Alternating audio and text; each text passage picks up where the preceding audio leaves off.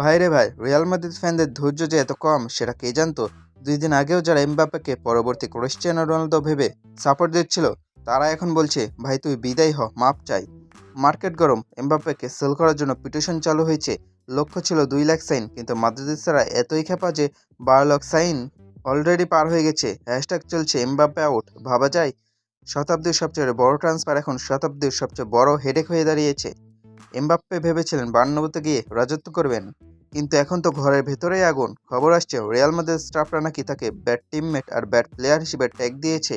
বলেন কি ভাই, যে প্লেয়ারের জন্য পেরেস বুড়ো বয়সে এত কাঠখড় পোড়ালেন, সেই প্লেয়ার এখন নাকি ড্রেসিং রুমের পরিবেশ নষ্ট করছে। মাঠে গোল নাই, তার উপর আবার ব্যবহারের এই দশা। রিয়াল মাদ্রিদ ম্যানেজমেন্ট মনে হয় এখন মনে মনে বলছে, এর চেয়ে তো ভিনিসিয়াস আর রদ্রিগোকে নিয়ে সুখে ছিলাম।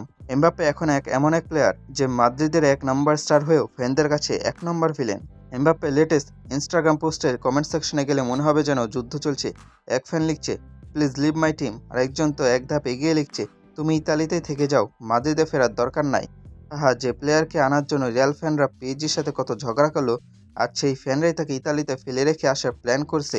বিপদ যখন আসে তখন চারিদিক থেকে আসে, মাঠে রেজাল্ট নেই, গোল নেই, আবার এদিকে ফ্যানরা পিটিশন নিয়ে দাঁড়িয়ে আছে। এমবাপ্পে ভাই, আপনার সময়টা কিন্তু আসলেই খারাপ যাচ্ছে। আমরা সবাই জানি ফ্লোরেন্তিনো পেরেস এত সহজে হার মানার পাত্র না।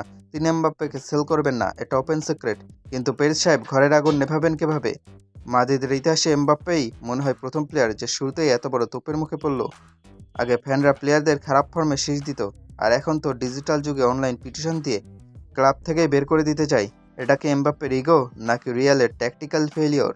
সেটা সময় বলবে, তবে আপাতত ঘরের আগুন কিন্তু দাউ দাউ করে চলছে।